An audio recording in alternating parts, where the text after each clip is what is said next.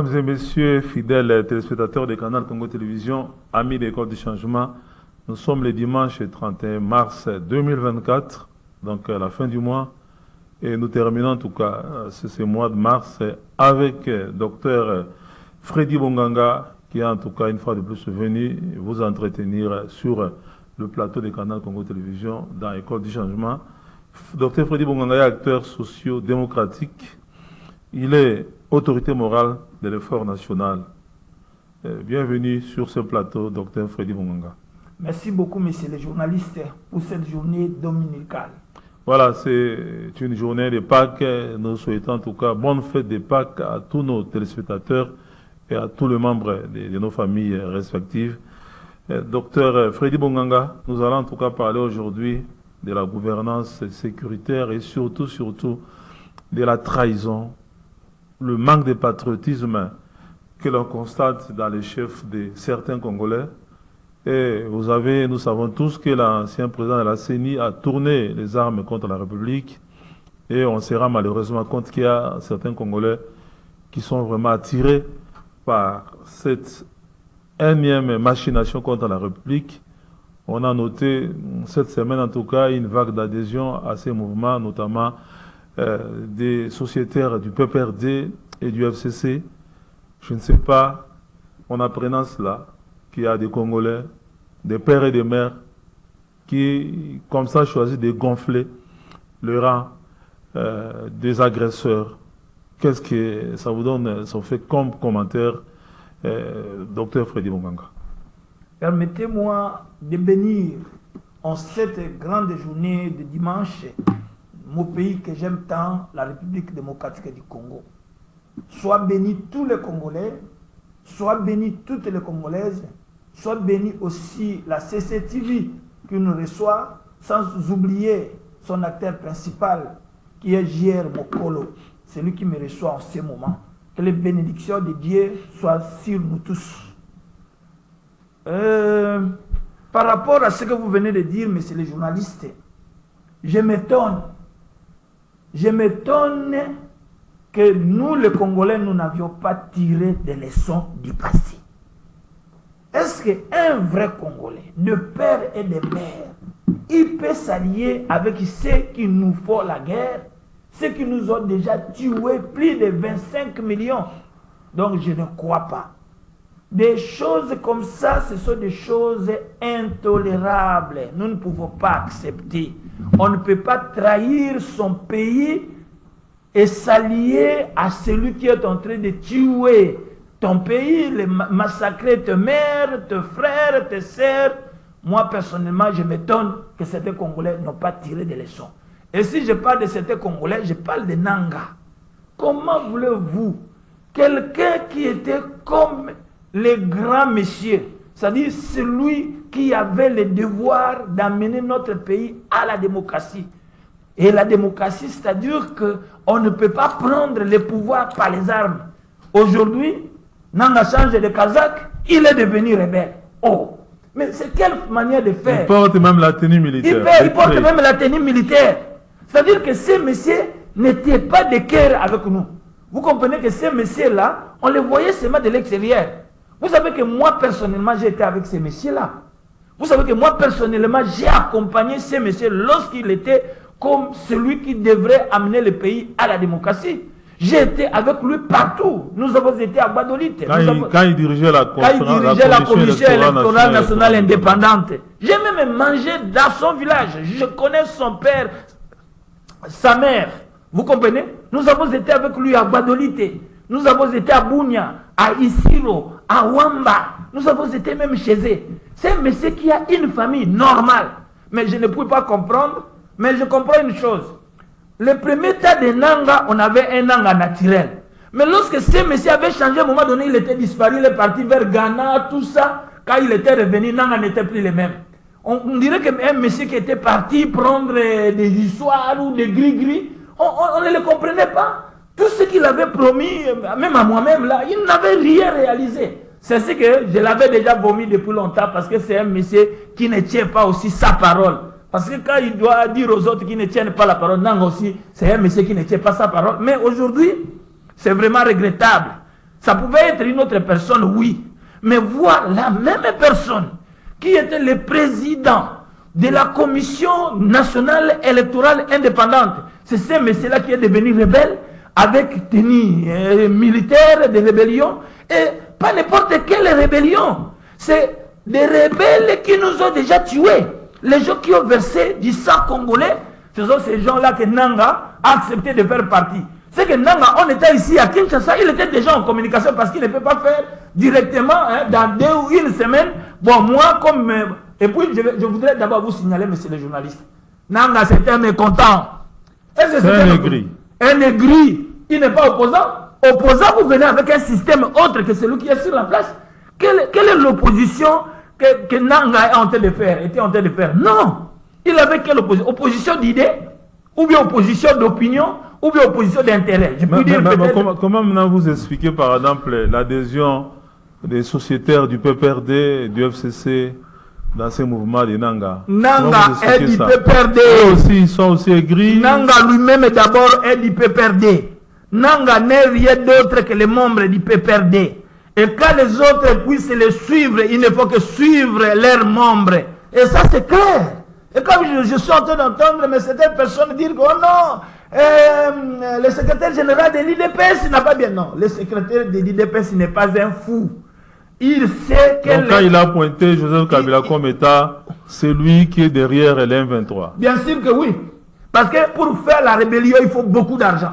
Et vous savez que c'est... Moi, je reviens toujours sur le problème de l'effort de guerre.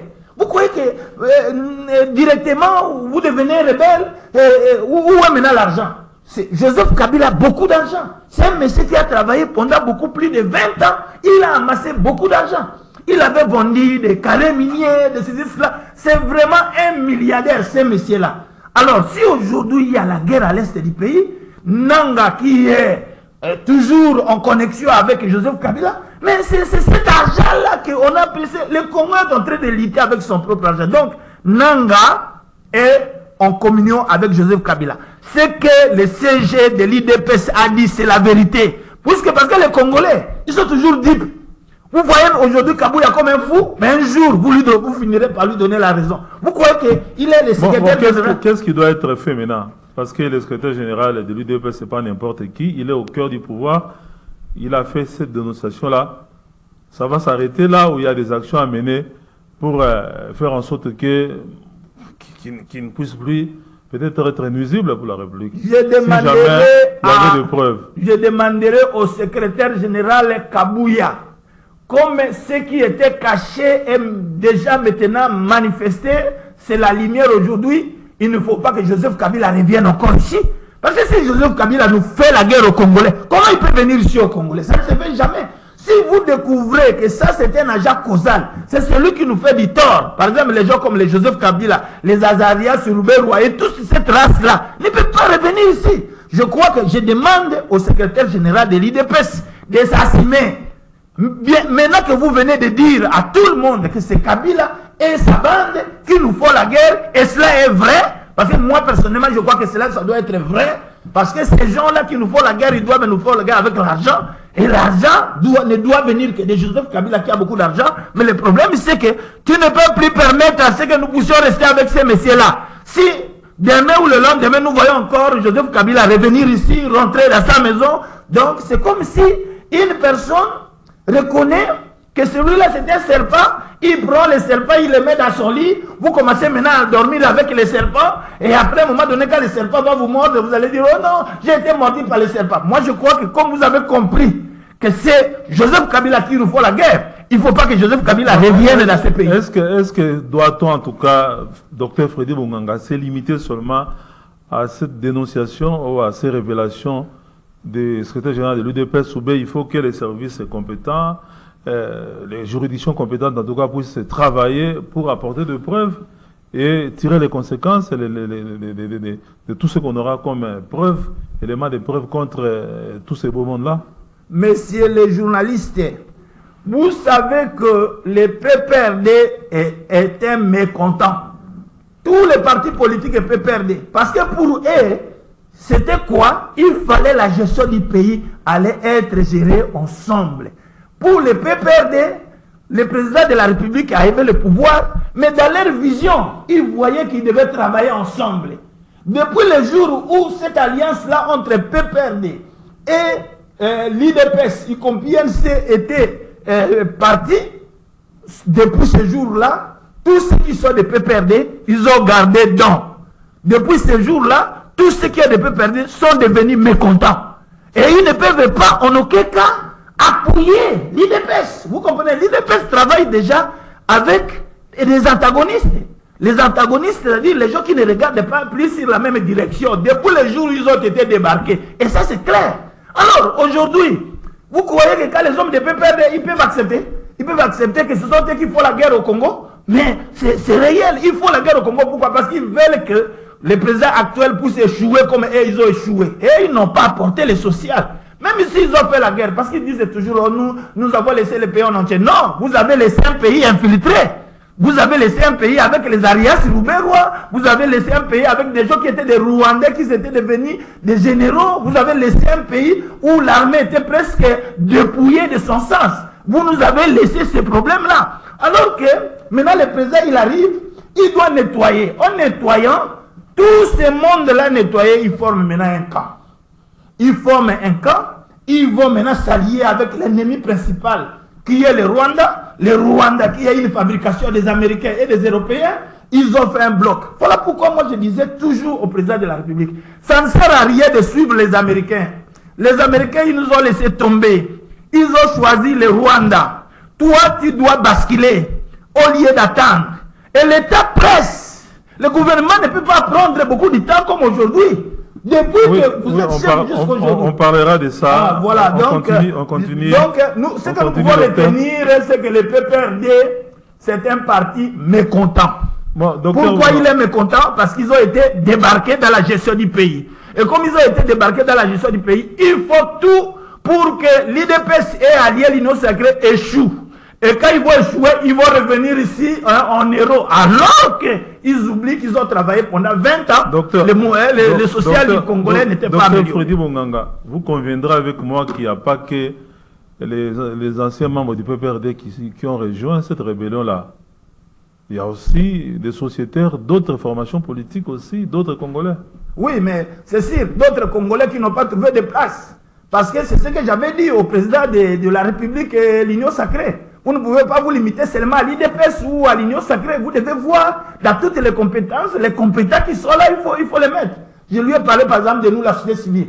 Il suffit de voir, nous venons de conduire le processus électoral. On a été lapidés par rapport à ce processus électoral. Et quand maintenant il y aura formation du gouvernement, si la société civile ne se retrouve pas, elle sera mécontente. Donc c'est au président de la République de tout faire pour que, même si pas tout le monde, parce que tout le monde n'entrera pas au gouvernement, mais le gouvernement doit être représentatif, il doit prendre des grands leaders qui peuvent amener quelque chose à ce qu'il est en train de faire. Nous parlerons du gouvernement. On est encore au niveau en tout cas des actes de trahison que nous sommes en train de constater. Et il y a le cardinal Fridolin Ambongo, l'archevêque de Kinshasa, qui a donné de la voix. Il estime que nous avons nous-mêmes aussi une part de responsabilité parce que nous n'avons pas construit un appareil de défense capable de pouvoir faire face à l'ennemi. Et deuxièmement aussi, nous créons des conditions pour que les gens rejoignent les camps ennemis en frustrant, en s'en prenant aux gens, en marchant sur les intérêts des gens, en violant les droits de certains compatriotes congolais. Je ne sais pas, qu'est-ce que vous avez pensé de ces points de vue du cardinal Fridolin Ambongo? En tout cas, son éminence cardinal Ambongo a raison. A raison parce qu'il ne faut pas que nous, les peuples congolais, nous puissions être amnésiques. Il n'y a pas longtemps, l'Église catholique, dans son entièreté, a apporté beaucoup pour que nous puissions arriver à la démocratie. Vous savez que l'Église catholique, c'était une Église qui a beaucoup, avait le poids démocratique sur lui. Par des dialogues, par des conseils, par des marches. L'Église catholique s'y attend à un gouvernement qui peut résoudre les problèmes des Congolais. Et en cela, le cardinal Ambongo n'a pas tort. Mais ce que nous pouvons dire là-bas, c'est que le cardinal Ambongo, à un moment donné, il doit être le conseiller de notre chef de l'État. et que le chef de l'État doit ouvrir les portes au cardinal Ambongo. Comme il est en train d'entretenir des relations avec les chefs spirituels des Kimbangistes, à un moment donné, il va là-bas, il trouve les chefs, ils causent ensemble. Donc, le cardinal lui aussi est frustré. Oui, le cardinal Ambongo aussi est frustré parce que je ne crois pas qu'il a beaucoup d'audience chez les chefs de l'État. Et ce que je pourrais peut-être reprocher au cardinal, c'est qu'il doit prendre Félix Tshisekedi comme son fils. Quand il a un problème, il doit aller le voir. Que de passer directement dans des zones de télévision, de radio, même s'il a raison, les gens vont mal interpréter. Mais je crois que l'Église catholique a beaucoup fait. Il s'était beaucoup impliqué dans ces pays. Nous ne pouvons pas mettre l'Église catholique de côté dans ces pays. Donc une telle intervention, selon vous, ça peut paraître comme étant un soutien, une justification à ceux qui prennent les armes contre le pays. Bon, c'est-à-dire que au point de vue technique, la technicité et la moralité, vous comprenez, bon, les gens là qui prennent les armes, papa, il ne faut pas qu'on arrive jusque-là. Quand un frère a un problème, c'est ça l'erreur que nous avions commis à l'époque de Mobutu. Avec l'AFDEL.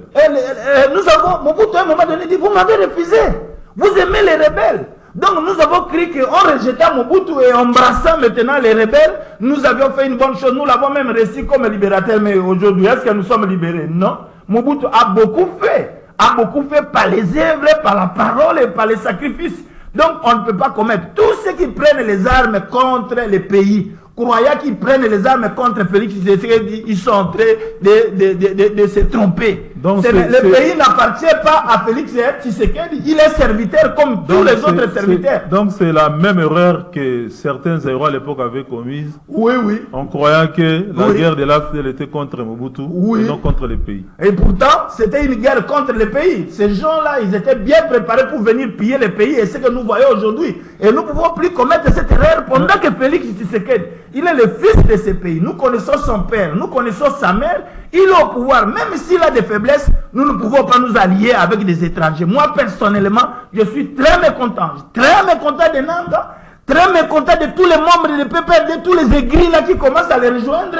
Et je crois que le pays, c'est ce que, à un moment donné, quand vous dites, oh non, mais pourquoi on a levé les moratoires sur la peine de mort? Non, c'est la seule arme. Donc, selon vous, la peine de mort peut être considérée comme un antidote contre la trahison. Oui, parce que le pays n'a rien. Je vous ai parlé qu'ici, les textes, les traités, les droits de l'homme n'ont pas d'effet aujourd'hui, au monde entier. Aujourd'hui, c'est un problème de rapport de force. Nous, au Congo, qu'est-ce que nous allons présenter? Nous n'avons que cette peine de mort comme arme. La dernière arme ultime, c'est peine de mort. Tous les traites. Si un Congolais, mais tu trahis ton pays pour avoir tes intérêts personnels, on te dit. Il n'y a aucun problème. Là, ce n'est pas le président de la République. Ça, ce sont les lois de la République. Moratoire, c'est-à-dire quoi? On avait suspendu pour telle ou telle raison. Maintenant que nous sommes envahis, on ne peut que faire. Là, le ministre de la Justice, qui est aussi de la société civile, qui a permis à ce que cette peine de mort revienne, elle a bien fait. Parce qu'on ne peut pas continuer à nous tuer comme des moutons comme ça, et continuer à trahir le pays à tout moment, et laisser ces gens comme ça dans la quiétude. Non. Oh non, mais il n'y a pas de... Il y a la justice. Il y a la justice. On ne va pas tuer celui qui n'a pas tué. La peine de mort sera pour tout celui qui trahit le pays, tout celui qui tue les Congolais, on les tue aussi. Ça aussi, Dieu n'est pas contre. Dieu n'est pas contre qu'on tue. Si cela est vrai, pourquoi les David faisaient la guerre contre les Philistins? Donc vous comprenez que moi, je suis d'accord avec la levée des moratoires. Ça, c'est une arme de dissuasion que les pays on a pour le moment. À part la peine de mort, il n'y a pas autre chose à présenter à tous les traîtres, à tous les criminels, à tous ceux qui nous font du mal, qu'ils sachent que vous tuez les Congolais vous tuent. Ça, c'est évident. Et là, il n'y a pas à tergiverser.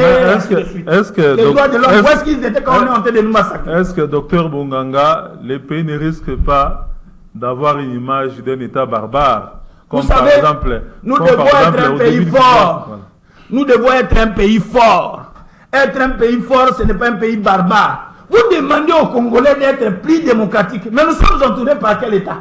Tous les États qui sont tout autour de nous, ce sont des pays forts. Où il y a des dictateurs. Ouganda, un pays fort. Brazzaville, pays fort. Bangui, tous les 9 voisins là, ce sont des gens où les pays sont forts. Il n'y a que nous, à l'intérieur, nous devenons comme les poissons, à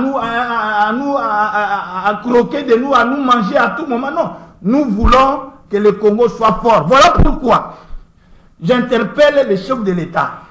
Je sais que vous êtes bien éduqués, mais je vous demande cette fois-ci de changer un peu.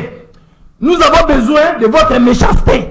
Vous ne pouvez pas rester toujours comme ça, un enfant bien éduqué, et au moment où vous êtes environné par des crocodiles, mais c'est le président devenez méchant. Mais le président il faut que tu deviennes un peu méchant. Et nous allons te comprendre. C'est la loi. Montrer au monde que vous êtes le plus poli des présidents. Celui qui aime la paix, les gens ne t'ont pas compris, mais c'est le président. Il devient méchant, qu'il fasse quoi? Oui, qui devient commence un à peu couper la tête méchant, à tout le monde. qui devient un peu fort, qui devient un peu catégorique. Et je sais que lui, quand il prend la décision, il a toujours été catégorique, parce que les gens ne le comprennent pas. Ils croient que le président Félix Azayuma, c'est un monsieur, un Quinois. Il est né ici à Kinshasa. Il est un monsieur délimité.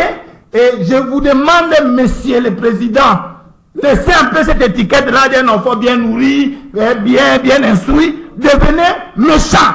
À un moment donné, si votre pays est attaqué, deviens méchant. Méchant contre les traîtres, méchant contre les assassins, méchant contre les détourneurs. Il faut à un moment donné que vous soyez fâchés. Il ne faut pas suivre toujours les gens qui vous donnent des conseils. Oh non, si vous faites ça, on va dire que vous êtes un mauvais président. Non, monsieur, nous avons besoin aussi de ta méchanceté. Ok, c'est noté. Donc le président doit devenir dur. Trop dur même. Méchant. Selon Dr Freddy Bonganga, oui. Acteur socio-démocratique, oui. Autorité morale de l'effort de guerre. Oui. Bon, on apaise un peu les niveaux. On se rend compte que les patriotes... Parce que, monsieur, notre président de la République, il est devant le méchant Kagame, l'assassin Kagame. Comment voulez-vous dire que notre président doit être un monsieur doux? Face à qui? Face à un serpent? Face à celui qui nous fait la guerre? Face à celui qui est en train de voler nos richesses? Face à celui qui est en train de nous détruire chaque jour? Voilà pourquoi moi je suis en train de dire au président de la République, monsieur le président, tout le monde connaît que mais la meilleure façon d'être dur envers nos agresseurs, et particulièrement les régimes du président Kagame, c'est de nous doter d'un appareil de défense efficace. Bon, j'ai toujours parlé J'ai toujours parlé que le président de la République doit cesser de perdre les temps. Parce que le président n'ira pas se battre encore à corps avec le président rwandais. Il doit changer de système. Il doit changer de système, il doit basculer. Il doit basculer vers la Russie, vers l'Inde, vers la Chine. Et cela, je sais que c'est au prix du sang. Mais pour le président, qu'est-ce qu'il cherche? Il a tout eu. S'il pouvait défendre son pays jusqu'à la mort, comme lui-même avait dit l'autre fois, ça sera ça que nous sommes en train d'attendre. Parce qu'aujourd'hui, monsieur le président, il n'aura pas une bonne suite. Les Américains et Kagame font un, y compris l'Union européenne. Au moment où nous parlons, ils lui donnent l'argent, lequel argent soutient l'effort de guerre. Et vous savez, comme vous avez dit vous-même, on reconnaît des vrais amis pendant la période de peine, de difficile. Arrivé maintenant où nous sommes confrontés par la guerre, nous ne sentons pas le soutien des Américains chez nous. Basculer, faites comme Burkina Faso, faites comme Mali, comme Niger. Qu'attendez-vous? Parce que maintenant là, vous savez que les Américains et les Européens, pour eux, le problème ce sont les intérêts. Et ils ne voient pas les textes, ils ne voient pas les droits de l'homme, ils ne voient pas des traités. Pour eux, comme Kagame les amène, les histoires volées chez nous, ça leur suffit. Toi aussi, ce que je te demande, c'est de quitter. Il faut quitter votre zone de confort. Votre zone de confort, c'est-à-dire je suis président, je dois toujours rester avec les Américains, je dois les amadouer. Non, ils sont clairs. Ils nous ont laissé tomber. Nous les laissons tomber, aller directement amener l'armée de la Chine ici. C'est cette armée-là qui peut déboulonner parce que vous êtes en train de lutter, pas avec Kagame, mais avec les Américains et les Européens. Mais docteur Freddy Bonganga, en dehors de la Russie, qui apporte un soutien en Centrafrique et dans certains pays d'Afrique de l'Ouest, mais la Chine n'est jamais intervenue militairement pour défendre un pays. Bon, la Chine, si la Chine n'intervient pas... Là, vous ne frappez pas à la mauvaise porte. Non, la Chine, s'il n'intervient pas par les armes, il peut intervenir par l'argent. Vous comprenez? Il peut soutenir notre effort de guerre parce qu'il demande beaucoup d'argent que la Chine qui est en train... merci de m'avoir parlé de la Chine. D'où vient la colère des Américains? D'où vient la colère des Européens? N'est-ce pas parce que c'est comme la Chine est en train d'exploiter nos matières qu'elles ont exploitées depuis longtemps? Ça montre comme si les Congolais nous avons tourné les dos aux Américains, aux Européens. Voilà pourquoi il nous faut la guerre. Donc si la Chine ne fait rien quelque chose, nous, on ira fermer l'ambassade de la Chine. Parce que c'est à cause de la Chine que nous ne sommes pas en communion avec les Américains. Il nous faut la guerre. Il nous faut la guerre. Pourquoi? C'est parce que nous avons laissé la Chine exploiter nos richesses, exploiter notre uranium. Et comme ils sont en compétition à tout moment, voilà, on doit faire la guerre aux Congolais pour qu'ils puissent lâcher la Chine. Et la Chine doit comprendre qu'il doit soutenir le Congo. Si la Chine ne soutient pas le Congo, la Chine aussi, nous allons chercher un autre pays. Parce que maintenant, nous cherchons les amis. Où sont les vrais amis du Congo? Nous sommes tués pendant 25 ans. Et on ne voit pas les amis. Regardez comment on a fait la résolution. Parce que la guerre au Congo termine par un mot d'ordre. Le jour où les Américains et les Européens, ils vont donner les mots. Maintenant, je dis certaines choses que j'ai gardées moi-même.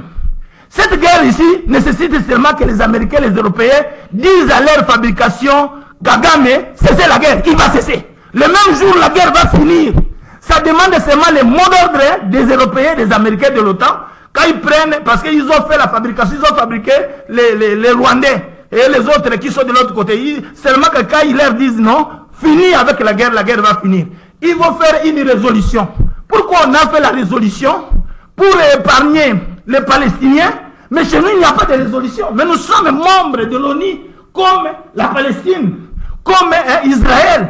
Regardez cette guerre-là, qui n'a pas fait 25 millions. Ils se sont réunis. On a fait une résolution pour qu'Israël arrête la guerre. Où est la résolution qu'on a fait pour nous les Congolais? Parce que Kagame et ses alliés nous sont en train de nous tuer. Il n'y a aucune résolution. Voilà pourquoi moi je suis en rage maintenant contre les Américains, contre les Européens, la politique des deux poids, deux mesures. Docteur Freddy Bonganga, je rappelle que vous êtes acteur socio-démocratique, autoritaire moral de l'effort de guerre, une structure de la société civile. Mais est-ce que ça pose pas aussi un problème? Le Congo est autant de fois plus grand que le Rwanda.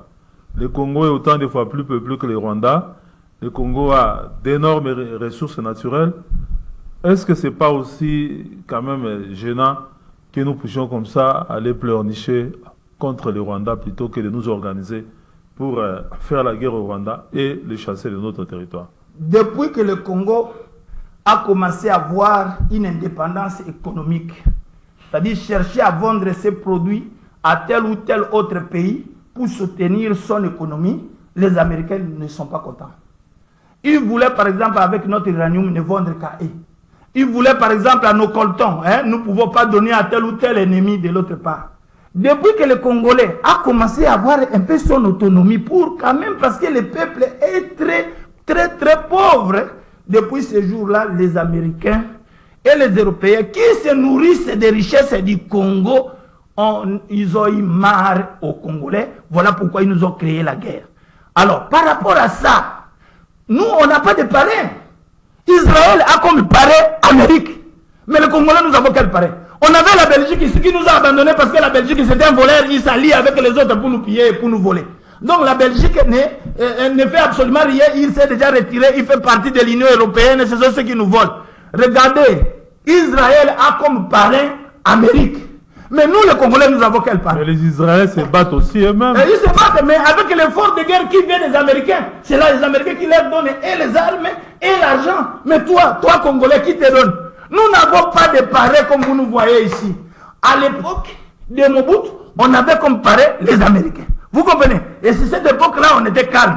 Depuis que les Américains ont tourné les dos aux Congolais, ils ont mis à notre place Kagame. Kagame aujourd'hui, il fait le leadership du pays des Grands Lacs mis par les Américains. C'est ça la vérité. Docteur Freddy Bonganga, vous êtes en contradiction avec les autorités du pays qui disent que les Américains nous aident en tout cas à pouvoir mettre toutes les parties en conflit ensemble pour pouvoir trouver une solution pacifique. Les Américains, ils mettent de l'huile sur la bouche de nos autorités. Nos autorités doivent savoir une fois pour toutes que ce sont les Américains qui nous font la guerre. Vous comprenez? Les Américains, ils ne veulent pas se démasquer, mais nous disons tout haut que ce sont les Américains. Et ils sont en train de faire endormir nos autorités. Il n'y a pas de soldats américains au Congo. Non, mais je vous ai dit, l'argent, des sommes colossales qui donnent aux Rwandais, les armes qui donnent aux Rwandais, ce sont ces armes, il faut la guerre. Parce que les Américains aujourd'hui, s'ils veulent que la guerre puisse terminer chez nous, ils vont au Conseil des Nations Unies faire une résolution comme ils ont fait la résolution pour la Palestine et les Israéliens. La guerre va s'arrêter. Pourquoi nous? C'est depuis 25 ans. Parce que les Américains, ils savent que si on arrête la guerre au Congo, ils n'auront plus de matière. Ils savent que c'est Kagame qui les ramène quoi? Les matières. Ils ont intérêt, entre l'intérêt et les Congolais, ils ont choisi les intérêts, ils ont choisi le cobalt et le coltan. On nous a sacrifiés. C'est ce que nous, on doit écarter les Américains. Il faut leur dire que les Congolais connaissent maintenant votre... Et voilà pourquoi je suis... Comme le Niger. Oui, comme le Niger. Le Niger comme Burkina Faso. Comme Burkina Faso. Comme Bangui. Comme Mali. Vous comprenez? On n'a pas tué leur président. Nos autorités, ils sont d'avoir peur de la mort. Non, nos autorités ici, c'est la mort. Oh non, si nous disons comme ça aux Américains, les Américains viendront nous assassiner, nous allons mourir. Non. Si vous choisissez d'être le chef d'un pays, vous devez vous abstenir de la paix. La mort ne peut pas vous entraver à poser des gestes. Mieux vaut mourir que d'avoir un pays maltraité, tué au moment où vous êtes en train de le diriger. Donc, nos autorités, c'est ce que je disais, que le président de la République, nous voulons votre méchanceté. Nous voulons que tu sois fort. Fort comme le président de Burkina Faso. Fort comme le président de Mali. Fort comme le président de Niger. Ils ont défié l'ouragan et ils ne sont pas morts. Peut-être en faisant cela, c'est la seule voie de sortie. Et en plus de cela, je vais vous dire quelque chose qui me vient à l'esprit. Oui, très rapidement. Depuis que nous avons commencé, monsieur le journaliste, les Congolais n'osent jamais mener les actions. La guerre doit rentrer là où elle est venue. Comme disait Mouzé. La guerre doit rentrer au Rwanda. Vous savez que depuis que nous avons commencé la guerre ne s'effectue qu'au Congo. Quel est le jour où le Congo va amener la guerre au Rwanda? Quand Kagame se réveille un matin, il entend les bombes dans son pays, la guerre va changer. C'est ce jour-là où on va arrêter la guerre. Monsieur le Président, si les Rwandais entrent chez nous, toi entre chez eux. S'ils bombardent ici, bombarde là-bas. Si Kagame bombarde à Goma, toi laisse Goma aller bombarder à Kigali. Vous comprenez? S'ils entrent chez nous, toi entrez chez eux. Bon, parce que depuis que nous avons commencé, vous n'avez rien fait. Nous on fait que la réaction. Il y a une action, s'il vous plaît. Une action. Parce que je voudrais que s'il vous plaît. Depuis que nous avons commencé la guerre, nous on n'a jamais attaqué. Et ils nous attaquent toujours. Nous on vient toujours à la défensive. Cette technique elle est fausse. Il faut qu'un matin ils doivent être surpris par l'attaque congolaise. Nous allons voir, ils ne sont pas forts. Et ils nous attaquent, nous on résiste quand même. Mais le jour où nous allons les attaquer, ils vont fuir. Attaquer les Rwandais.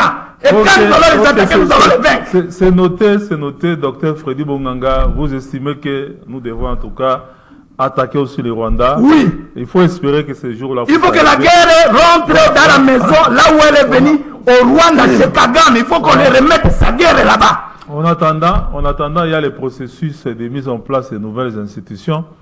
Il y a le nouveau gouvernement qui n'arrive toujours pas. Il y a les processus qui continuent, je ne sais pas. L'informateur Augustin Kabouy avait remis déjà son rapport au chef de l'État. Vous avez des recommandations à faire par rapport, ou une lecture à faire par rapport à la mise en place du nouveau gouvernement? Ah, monsieur, avoir un journaliste sage, intelligent comme vous, c'est bien. Mais oui, il y a des recommandations. D'abord, ce gouvernement, je l'appelle le gouvernement de combat. Et on doit mettre les ministres qui sont combattants.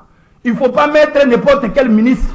Parce que moi, je qualifie et je nomme ce gouvernement de combat. C'est le gouvernement qui va amener la guerre qui est au Congo jusqu'au Rwanda. Et ce gouvernement-là, il faut prendre des combattants que nous sommes.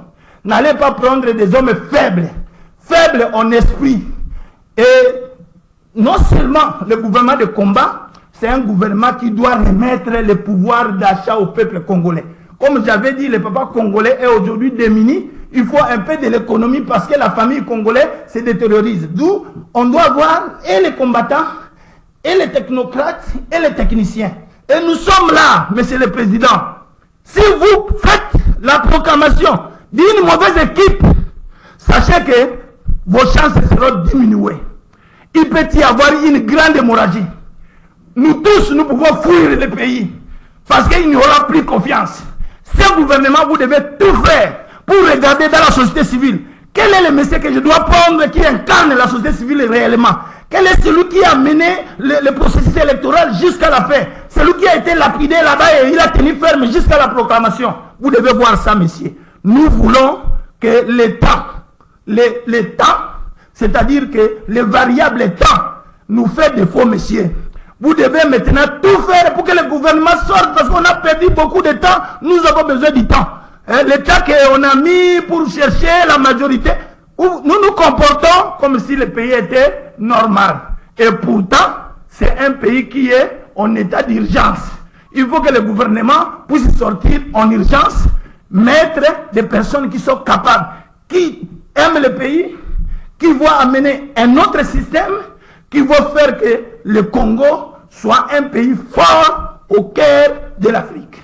Voilà, on est pratiquement à la fin de notre entretien d'aujourd'hui. Je rappelle que je reçois Dr Freddy Bonganga, acteur socio-démocratique. Il est spécialiste pour des questions électorales aussi. Il est autorité morale de l'effort national. Votre mot de conclusion, mon mot de avec un ton apaisant, oui. pour que nous puissions atterrir. Ça me fait toujours mal, parce que je suis vraiment un VC, c'est-à-dire un vrai Congolais. Quand je parle de mon pays, je parle avec toutes mes veines, avec toutes mes artères. Le dernier mot que je dois dire maintenant, c'est quoi? Nous sommes dans un contexte de guerre. Tout doit aller vite. Que le président de la République mette l'organisation, c'est-à-dire le gouvernement. Ce gouvernement, c'est un gouvernement que moi j'appelle de combat. Et dans ce gouvernement de combat, il faut qu'il y ait des compétences qui ne soient pas seulement avec les gens de l'IDPS ou de l'Union sacrée, mais qui voient dans toutes les composantes celui qui peut amener quelque chose de nouveau, celui qui peut amener quelque chose de fort. Parce que le premier objectif, c'est de remettre la sécurité sur toute l'étendue du territoire national. Et ce gouvernement doit être capable de ramener la guerre là où elle est venue. C'est-à-dire la guerre doit retourner au Rwanda, la guerre doit retourner chez Kagame. Le gouvernement a comme tâche de donner le pouvoir d'achat au peuple congolais qui est meurtri par la misère et la faim. D'où la sélection du président de la République doit être une sélection technique, technocrate, avec des combattants que nous sommes. Nous attendons. Parce que si il ne pose les erreurs politiques, président, ça paye cash. Je vais seulement vous rafraîchir la mémoire.